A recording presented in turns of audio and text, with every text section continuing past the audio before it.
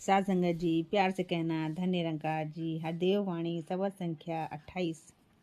श्रद्धा और समर्पण वाली लेकर मन में भावना, शिष्य सदा करता है गुरु के चरण कमल की वंदना।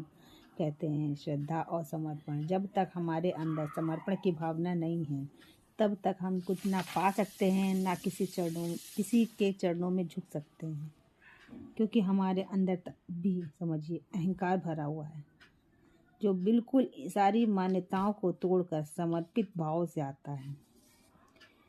समर्पण का मतलब होता है कि हमारे अंदर कुछ है ही नहीं, हम कुछ हैं ही नहीं, हमारा कुछ था ही नहीं।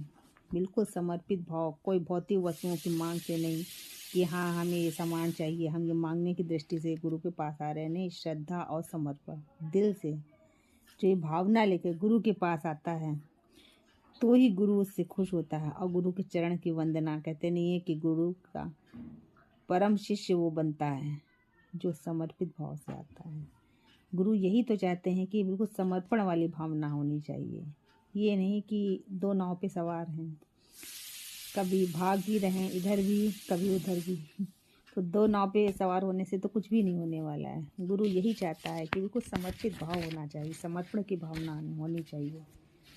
गुरु चरणों की वंदना से नित्य बरसता आनंद है, आनंद से जो आनंद मिलता होता परमानंद है। कहते हैं कि जब हम बिल्कुल समर्पित भाव से गुरु के चरणों में आ जाते हैं तो गुरु उस सत्य का बोध करा देता है, और जब उस सत्य का बोध हमें हो जाता है तो आनंद तो होना ही होना है। ऐसा तो हो ही नहीं सकता कि सत्य को जानने के बाद में, अपने स्वयं की पहचान को जानने के बाद में जीवन में आनंद ना आए। अगर आनंद नहीं है तो समझिए हम वो अपने मूल की पहचान अभी तक कर ही नहीं पाए, अपने स्वयं को जान ही नहीं पाए, क्योंकि स्वयं को जानने के बाद में हमारी सारी अज्ञानता खत्म हो जाती है और आनंद तो आना ही आना है, क्योंकि सारा दुख ही इस कारण है, अज्ञानता के कारण।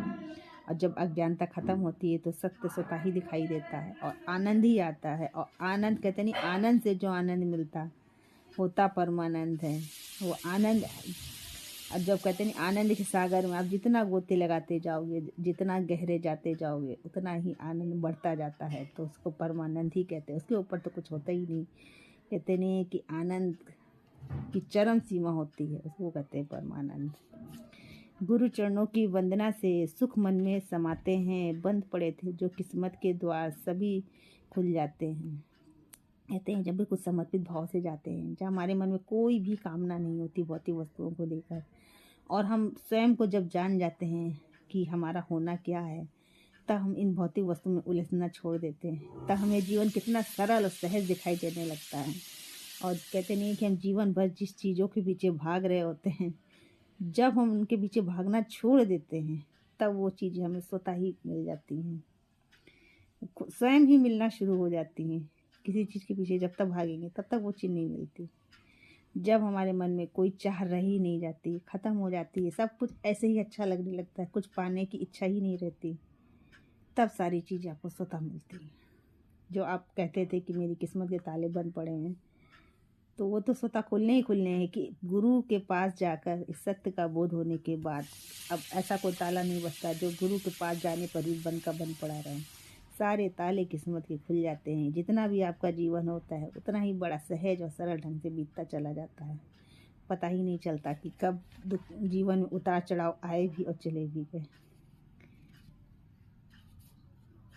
धन्य धन्य हो जाता है गुरु को शीश झुकाने से, तन पुलकित मन पुलकित होता गुरु की कृपा पाने से। कहते हैं कि जीवन तो धन्य होता ही है।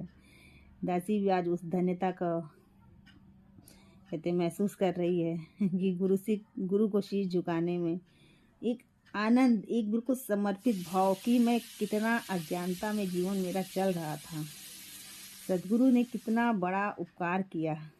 अगर ये इतना बड़ा उपकार नहीं किया होता, स्वयं से मिलना नहीं हो पाता जीवन भर, तो कितनी अज्ञानता में जीवन चला भी जाता। तो कहते नहीं कि शब्दों में चाहे हम जो भी शब्द का इस्तेमाल कर लें, मगर हृदय जो झुकता है वो एक अलग ही आनंद होता है। तो जब हृदय से किसी के लिए शुक्रिया निकलता है, धन्यवाद निकलता है, तो हृदय तक पहुंचता भी है। तो जब गुरु हमें उस सत्य का बोध करा देता है मूल की पहचान करा देता है। स्वयं का होना हमें पता चल जाता है। सबको देखने में जो भिन्नता थी वो खत्म हो जाती है, समदृष्टि मिल जाती है, तो जीवन में जो आनंद आता है, तो उसके लिए सद्गुरु का जितना भी शुक्राना करें उतना कम है। क्योंकि ये जो आनंद का कहते नहीं है, सागर में गोते लगाने का मौका मिला है, तो वो केवल सद्गुरु के कारण ही। तो हृदय से एक शुक्राना निकलता है। कहते हैं कि जो वचन हृदय से बोले जाते हैं वो हृदय तक पहुंच जाते हैं। गुरसिक है संतान गुरु की, गुरु है पिता गुरु माता है, कहे हरदेव अटूट सा ये शिष्य गुरु का नाता है। कहते हैं गुरसिक जो है वो गुरसिक है संतान गुरु की। कहते हैं गुरसिक जो है तो गुरु की तो संतान है, और गुरु तो सब कुछ कहा गया है। गुरु माता भी है, गुरु पिता भी है, गुरु सब कुछ है।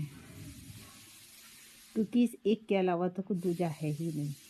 अब उसे आप माता कहो, चाहे पिता कहो, चाहे ब्रह्मा कहो, चाहे विष्णु कहो, चाहे कुछ भी कह लो, क्योंकि एक के अतिरिक्त यहाँ पूरे संसार में कुछ भी नहीं। सद्गुरु हमें यही बताता है कि इस एक के अलावा कुछ भी नहीं है। जिसको तुम दूजा समझ रहे हो वो केवल भ्रम मात्र है। और तब हमें ये समझ में आता है कि जो हम अपना होना अलग समझ रहे हैं, ईश्वर का होना अलग समझ रहे हैं, ये हमारी अज्ञानता ही है। गुरु इस अज्ञानता को तोड़ता है, हमें उस सत्य का अनुभव कराता है कि जो तुम हो उसको जान लो, तुम्हारा होना क्या है। जो तुम्हारा होना है वही इस पूरे संसार का होना है।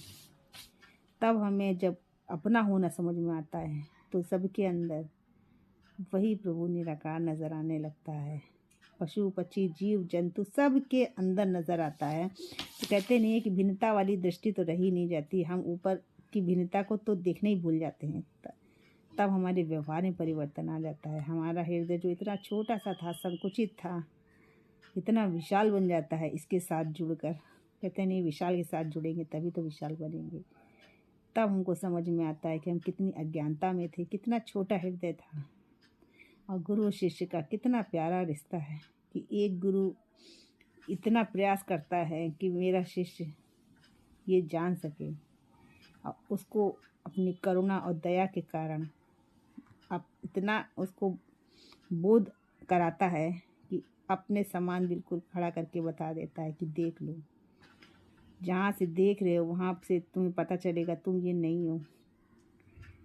और उस अवस्था में पहुँचने के बाद पता चलता है कि सब कुछ तो एक ही है, बोलने वाला भी एक ही है, सुनने वाला भी एक ही है।